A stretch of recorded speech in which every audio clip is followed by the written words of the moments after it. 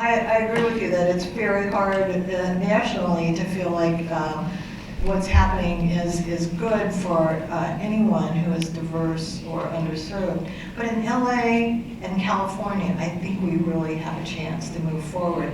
So I'd like to begin a discussion of, given what we know now, how do we move forward? And I actually want to give the panelists a chance to say something first. Good. Don, would you like to? I've spoken up. Yeah, just start it. Thanks so much. It's great to be back here at my alma mater as well. And really a lifetime honor in my career to be in this role and to be sitting next to giants like this fellow.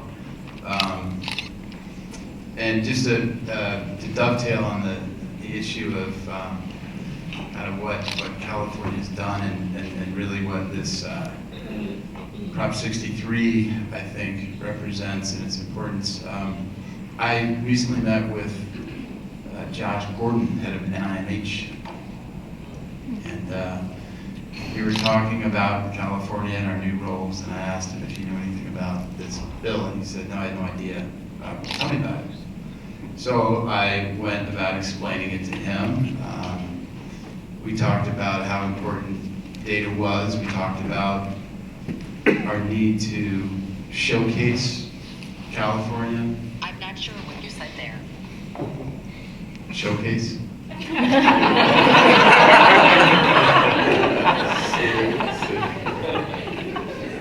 And because really the way that I see things is we're a little bit on our heels by not having done an incredible job with the right research, connecting the dots with the different bodies who need to be cooperating together to develop the message and tell the message loudly, which we're in a position to do now. And I think this issue around prevention, early intervention, and innovation is one where we can really move in a robust fashion, organized across the state.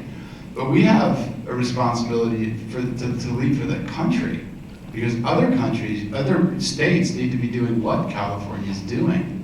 And a big part of that equation is not just the outcomes of the individuals who are suffering and that we're caring for and who are improving in their families and their communities, but the return on investment. We have to begin to demonstrate outcomes at every level to grow the effort to change the entire narrative and the dynamic between those with mental illness and our society. So that's one thing. And just a quick comment about disparities. I obviously haven't been here all day. I'm sure it was a lovely conversation, and very good. And I've gotten a bunch of calls and emails to that effect, actually. But I had a number of conversations before I got here based on a motion that's now in the public view regarding our ability to provide care for homeless with serious mental illness who are not meeting criteria to be held, to be hospitalized, to be conserved when needed. And I really had planned on coming here actually a bit earlier to catch some of the great dialogue. And I'm thinking to myself as I'm talking to different supervisors about this issue that this is a disparities issue. So you've got someone very, very sick in the streets that is unable and in many ways unwilling to kind of engage in treatment. And we're not accounting for that. They're not getting care because they're not holdable or because they don't fit into our AOT program. That's on us. That's a disparity, and I think it's one that we don't think about. And I think we have to be compelled, whether it's a legislative fix and whether it's a reinterpretation of law. We really, in Los Angeles, if anywhere, is compelled to do that given the alignment that we have among the political will and frankly the epidemic in our streets. So I'll stop there. Jahmal? Good afternoon, everyone. I am glad to be here, and I think it's kind of cool to share the stage with my mayor, which is a pretty cool thing. And also a special shout out to Mayor Steinberg because he was the chair for the Senate Rules Committee when I got confirmed for this particular position. And I think, healthy grassroots create healthy treetops. And when I look out in the audience, I see people like Stacy and Jim Gilmer and others who were at that same confirmation here. And it means a lot because if it wasn't for your thought leadership and community support and the state stepping up to create Proposition 63, we wouldn't have one of, I think, the most important responsibilities we have within the Office of Health Equity, and that is the California Reducing Disparities Project. And I'll talk a little bit, more about that momentarily, but one thing that I wanted to talk about is in today's climate, when we look at daily headlines about how toxic and a lot of the political climate is right now, and particularly how that toxicity is impacting, even before policies change, the talk about policy change is literally traumatizing and affecting people in an adverse way already. And I've been receiving stories, in my office about, first time, college students who are DACA. Their parents were moving them early from the hospital, and that patient and that student and that beaming light going dark because he died because his parents removed him from the hospital because there were thoughts that they might be detained and sent away. And I'm sure many of you have heard similar stories day in and day out about the unfortunate realities of what is going on nationally and how that is already affecting us in a very adverse way. And when I think about that, I think about my trip last month. I was on a health equity delegation trip to Cuba, and we met with a pretty famous civil rights leader there. And we talked about, we had a lot of questions for him. And he said, one thing that we have here that we cherish is what he called this social bond. And he talked about the social bond within the context of, just simply caring about, our fellow man, our fellow brother, our fellow sister, our aunts, our uncles, and how the levels of violence aren't as high.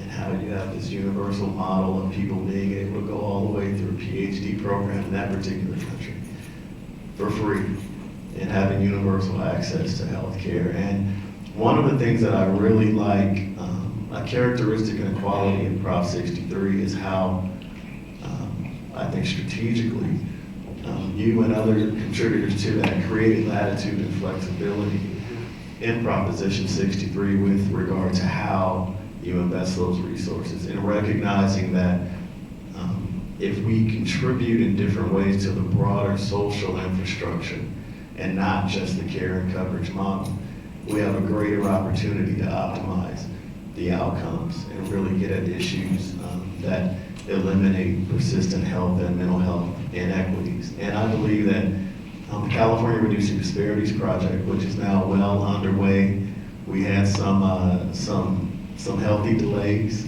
along the way with regard to getting our $60 million out to an array of grantees across the state that represent geographic and demographic diversity.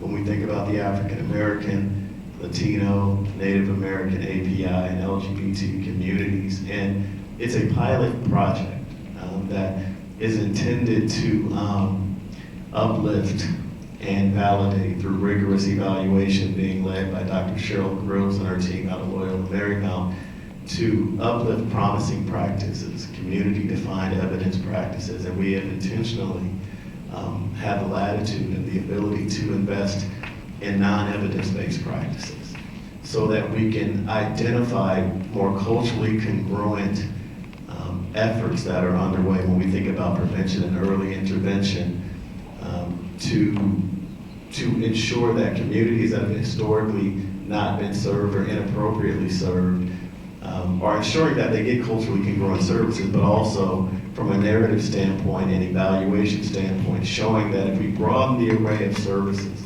that are more culturally congruent for many communities that have been most vulnerable and disadvantaged, we can identify other ways and alternative ways that can be recognized as a part of what we would call the mainstream. And as Dr. Tez mentioned earlier, I was appointed out of Kaiser Permanente, and my mentor and the national executive that I worked with there, Dr. Ray Baxter, taught me something that has resonated with me today. And that is we should take a great deal of pride of funding the losers. Now, losers is not necessarily a pejorative term.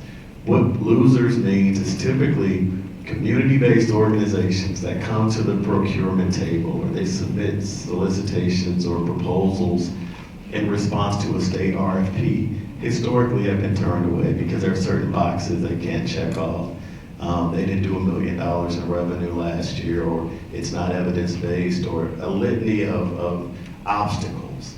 So based on authentic community engagement and feedback, and also the latitude afforded to us through how Proposition 63 is created, we were able to make losers a very positive term.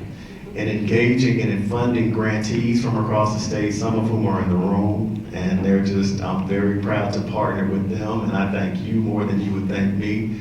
We have technical assistance providers, and we have the statewide evaluator. And the gist of this, and once again, it's not a pejorative, is getting new partners involved who have something awesome to offer to us from a state perspective, so that we can get at systemic institutional challenges that continue to perpetuate many of the inequities that we see. So I just wanted to open with that long-winded preamble, but I'm glad to just be on this panel, glad to be able to interact with you all, and to talk more extensively about how we get to a place of promoting and fostering real and sustainable mental health equity.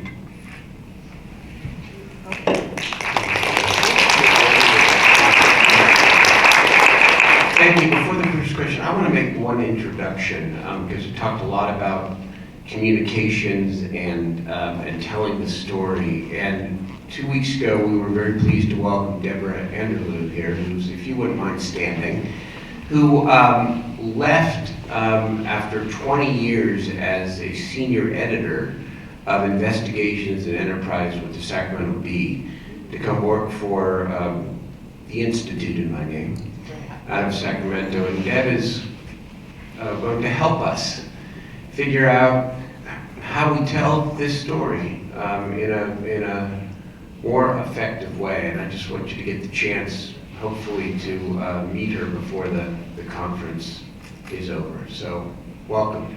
Good. Welcome her.